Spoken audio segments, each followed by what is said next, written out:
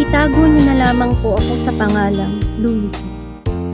25 years old, taga Sampaloc, Manila. Dahil sa mapangahas na mga desisyon, nagkaroon po ako ng special child. Brother Bador, tandang-tanda ko po ang lahat. 16 years old pa lang ako, attracted na ako ng mga opposite sex.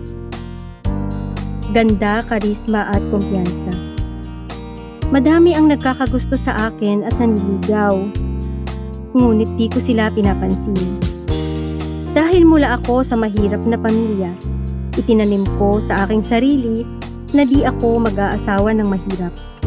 Nagpursige akong mag-aral at sa awa ng Diyos, nakatapos naman kahit iginapang lang.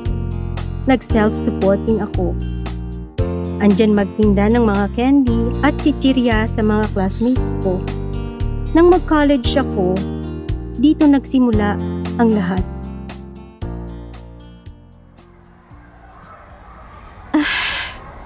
Second semester na pala sa susunod na buwan. Sem break muna, nakakatorta ng utak ang mga subject. Hoy, Luisa! Luisa! Mukhang tahimik ka. Kwento ako ng kwento. Wala ka naman imik dyan. Ano bang problema mo?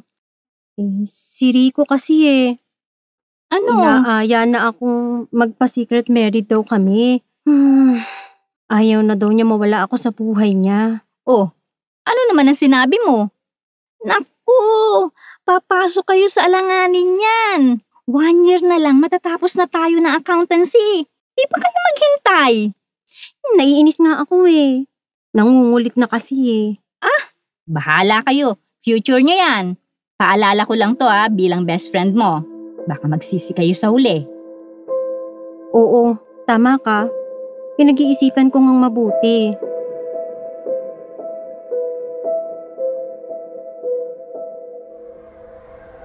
Mabuti naman, nagpakita ka sa akin. Tawag ako ng tawag sa phone, bakit di mo sinasagot? Pinag-isipan ko ang sinabi mo, magpa-secret married tayo. Nag-aalala ako, hindi pa tayo tapos. Ano magiging future natin? May company naman si Daddy at nag-OJT na ako dun. Plano nga ipakilala na kita. Huwag ka masyadong mag-alala. Andito ako para sa'yo at mahal kita. Kaya nga inaaya kitang magpa-secret married na para di ka makawala sa akin. Mahal mo ba ako, Luisa? Rico, hindi pa ako handang mag-asawa. 22 pa lang tayo. Madami pang mangyayari sa career natin. Madami pa akong plano sa buhay ko at sa pamilya ko. Alam mo naman kung saan ako galing, di ba? Tanggap naman kita. Kahit sino ka pa, Luisa. Salamat, Rico. Pag-iisipan ko yung alok mo.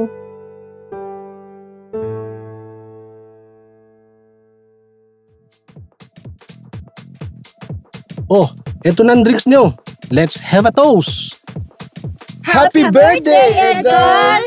Cheers! Edgar, salamat sa invite mo sa amin ni Luisa at Rico sa birthday mo. At yung iba pa nating tropa. Ang saya, ang dami mong handa.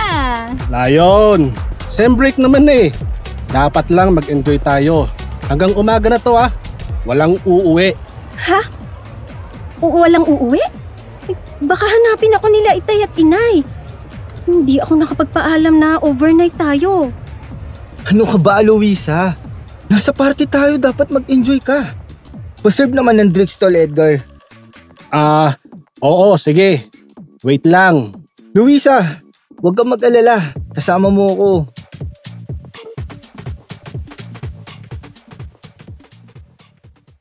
Mukhang lasing na ako, Luisa. Upo muna ako. Hindi naman ako masyadong uminom. Alalayan na lang kita. May extra ka bang kwarto, Edgar? Gusto ko masolo ngayon si Luisa Ikaw Pilyo ka. Sige, dun sa taas. Kanan, kwarto ko yun.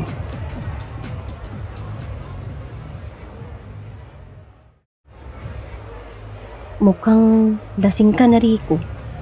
Halika, aalalayan kita. Ha? Iakyat mo ako sa itaas Gusto ko nang matulog dun sa kwarto ni Edgar. Sige, alalayan kita.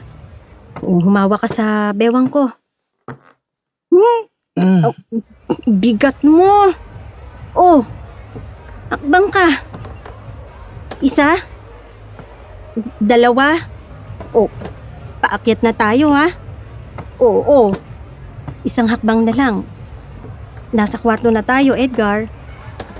Buksan mo na ang pinto at alalayan mo ako sa kama. Ihihiga na kita. Oh, kasusuka dito ha. Nakakahiya kila Edgar. Alisin ko yung damit mo para maging komportable ang tulog mo. Bababa ako at ipag-iinit kita ng tubig. Ipupunas ko sa mukha mo nang makatulog ka ng mahimbing. Samahan mo ako ngayong gabi, mahal ko. Ipadama mo ngayon yung mahal mo ako, Luisa. Ha? Rico! Rico!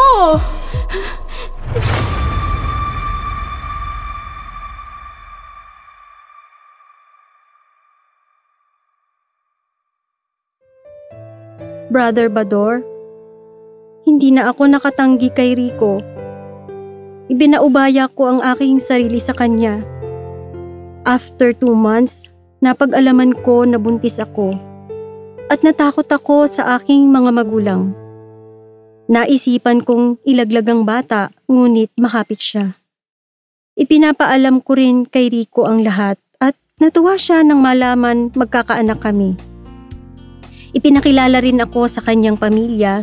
2021 nanganak ako sa aming panganay, ngunit nalaman ko may depresya siya dahil sa gamot na ininom ko. Nalungkot ako para sa aking anak dahil sa mapangahas na mga desisyon. Malaki ang aking pagsisisi sa ngayon, ngunit pinalitan ko ito ng pagmamahal at iba yung pag-aaruga. Nagpapasalamat, Luisa ng Sampaloc, Manila. Mapagpalang araw po sa ating lahat. Kumusta po kayo? Narinig natin ang isa na namang kwento sa pangalang Luisa. Lahat ng bagay dito sa mundo ay may katumbas na halaga at may consequences o kahihinatnan ang lahat nating ginagawa. Colossus 3:25. Pagbabayarin ang mga masasama sa mga maling ginawa nila kasi patas mag-judge ang Diyos sa lahat. Kawikaan 12:20. Ang nagbabalak ng masama ay mag-aani ng kapahamakan. Ngunit ang nag-iisip ng mabuti magtatamo ng kagalakan. Kawikaan 15:10. Ang gumagawa ng masama ay tatanggap ng parusa at tiyak na mamamatay ang ayaw ng paalala. Kapag nagsimula sa mali, tuloy-tuloy ang mali. Ang pagbubuntis ay biyaya ng Diyos. Kaya dapat pahalagahan dahil kung sa pilitan na ipalalaglag, may parusa. At kahit na mabuhay ang bata, madadamay lang siya sa kasalanan ng magulang. At dahil sa nagkadiferensya ang bata, naging bilanggo sa kapansanan. Gayon din ang taga-alaga o ang nanay. Pareho lang silang malulugmok o pareho lang silang apektado. At ang bata na may nawalan lang ng karapatang mabuhay ng normal. Ito ang naging parusa, bunga ng kasalanan sa di pagtanggap sa biyaya ng pagdadalang tao. Palagi mong alalahanin na sobrang mahal ng Diyos ang mga tao sa mundo. Kaya binigay niya ang kaisa-isa niyang anak para hindi mapahamak ang lahat ng naniniwala sa Kanya, kundi magkaroon sila ng buhay na walang hanggan. John 3:16. Pero pinakita ng Diyos kung gaano niya tayo kamahal. Mga makasalanan pa tayo nung namatay si Christ para sa atin. Roma 5:8. Lahat ay makasalanan. Nagkasala ang lahat at walang nakaabot sa kaluwalhatian ng Diyos. Roma 3:23. Sabi nga sa scriptures, walang kahit isang matuwid. Roma 3:10. Ang lunas ng Diyos sa kasalanan. Kasi kamatayan ang pangbayad sa kasalanan, pero libreng binigay ng Diyos ang buhay na walang hanggan sa pakikipag-isa natin kay Christ Jesus na ating Panginoon. Roma 6:23. Pero ang lahat ng tumanggap at naniwala sa Kanya, binigyan niya ng karapatan na maging mga anak ng Diyos. John 1:12. Binigay ko sa inyo itong pinakamahalagang mensaheng natanggap ko rin. Namatay si Christ para sa kasalanan natin, gaya ng nakasulat sa Scriptures. Inilibing siya at binuhay ulit nung pangatlong araw, gaya ng nakasulat sa Scriptures. 1 Corinthians 15:3-4. Halika, manalangin tayo.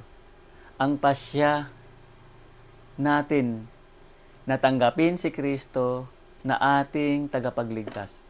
Panginoong Hesus, inaamin kong ako'y makasalanan at nangangailangan ng iyong patawad. Naniniwala akong namatay ka para sa aking mga kasalanan. Inaanyayahan kita ngayong pumasok sa aking puso at buhay.